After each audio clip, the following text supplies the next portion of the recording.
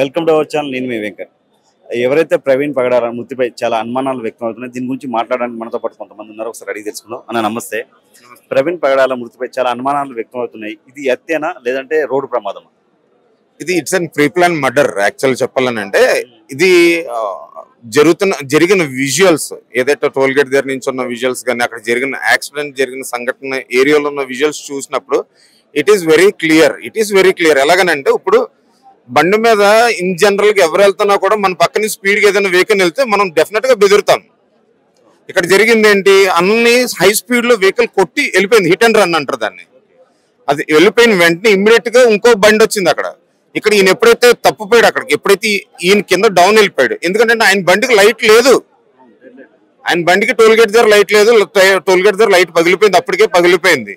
ఆయన బండికి లైట్ లేదు జరిగింది.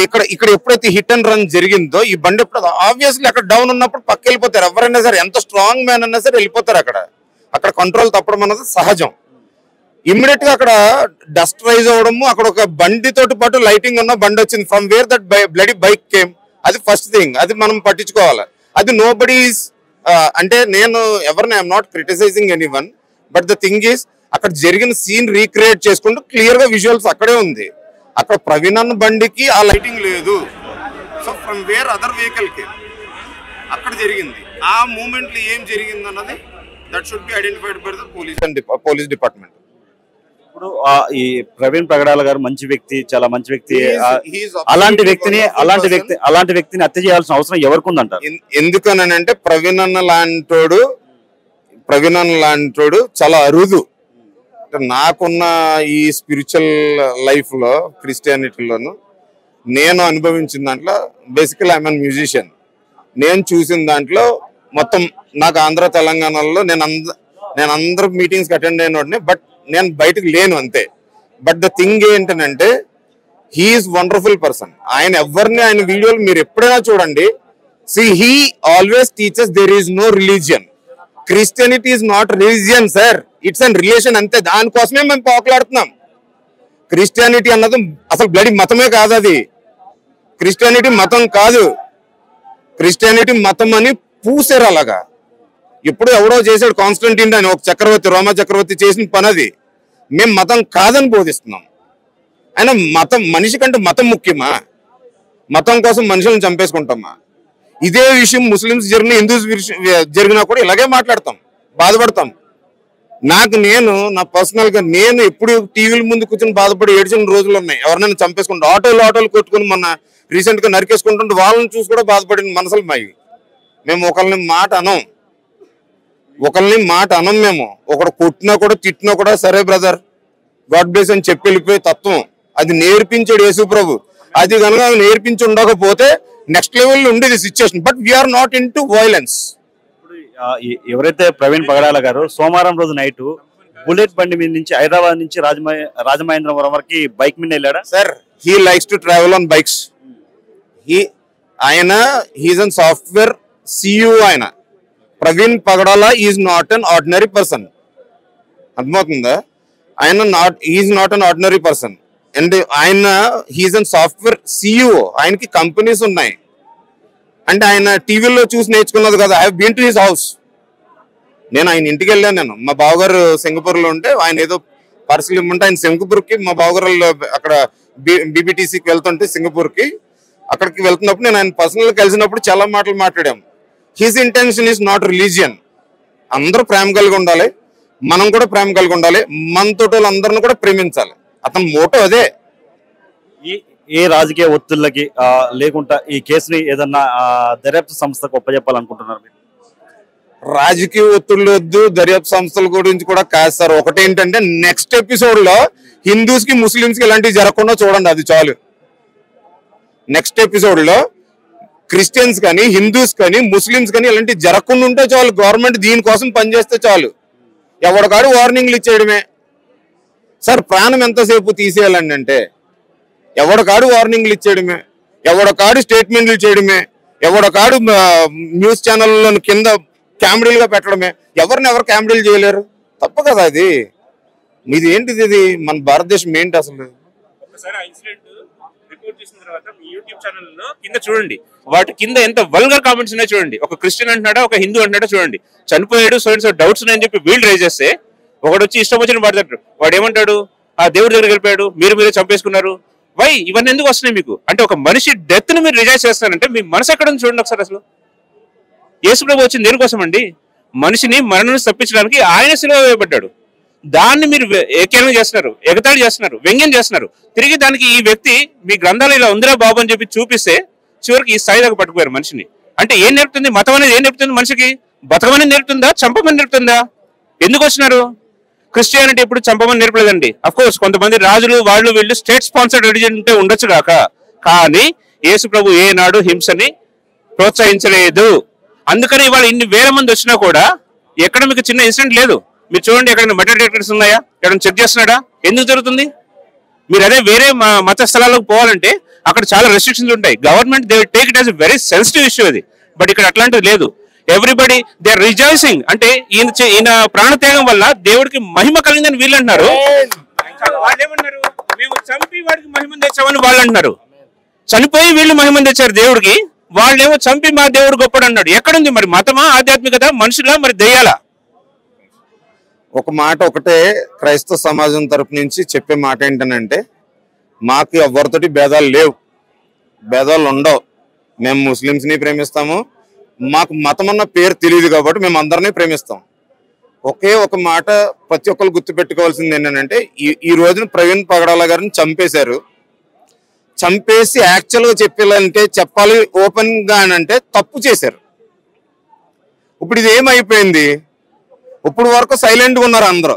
ఇప్పుడు ప్రవీణ్ పగడాల లాంటి వాళ్ళు కొన్ని లక్షల మంది బయటకు వస్తారు. ఇది తెలుసుకోవాలి.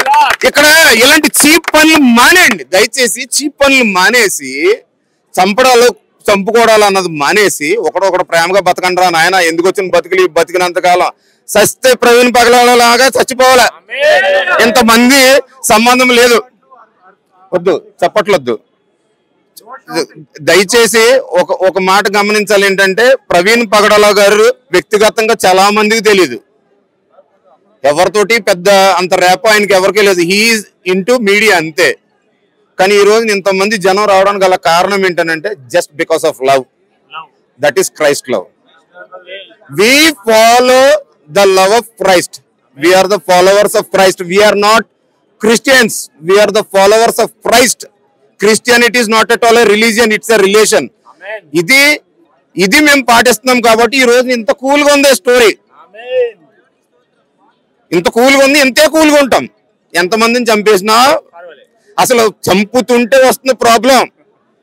ఆనాడు స్టీఫెన్ గారిని చంపేసినందుకు వచ్చింది ప్రాబ్లం, ఆనాడు శిష్యులను చంపేసినందుకు వచ్చింది ప్రాబ్లం, తోమా గారిని చంపినందుకు వచ్చింది ప్రాబ్లం, ఇప్పుడు ప్రవీణ్ పగడాల గారిని చంపినందుకు ఇంకా ఎక్కువ ప్రాబ్లం. మా problem we are not going to do any violence here. మేము ఎవరితోటి వైలెన్స్ చేయము.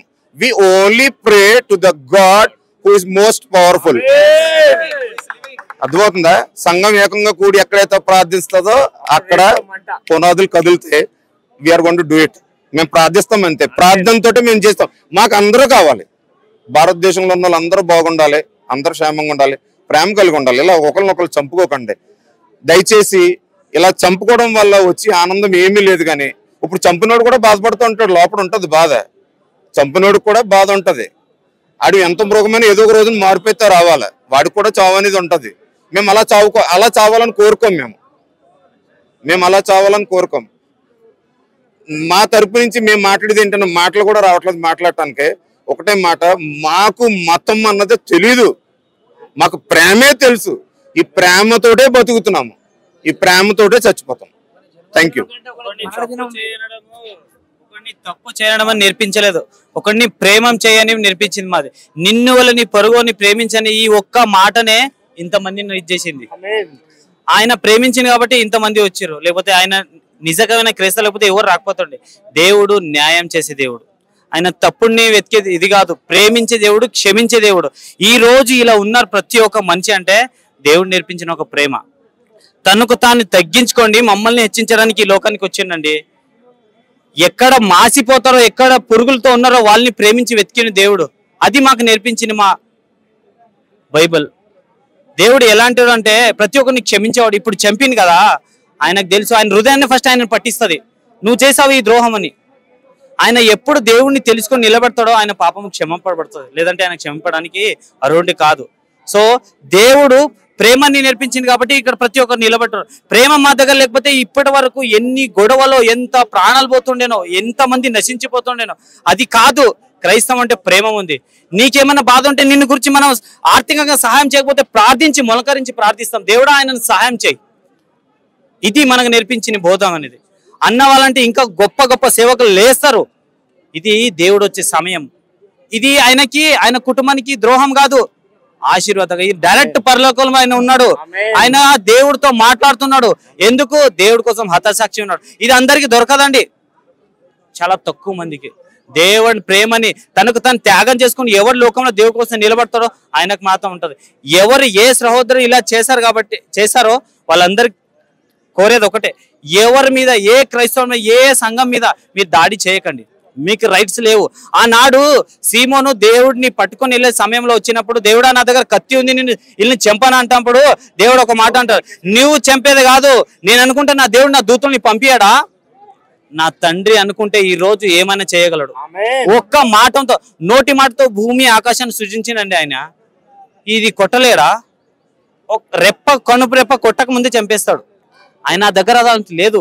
ప్రేమ స్వరూపి ఆయన, ప్రేమ గల దేవుడు.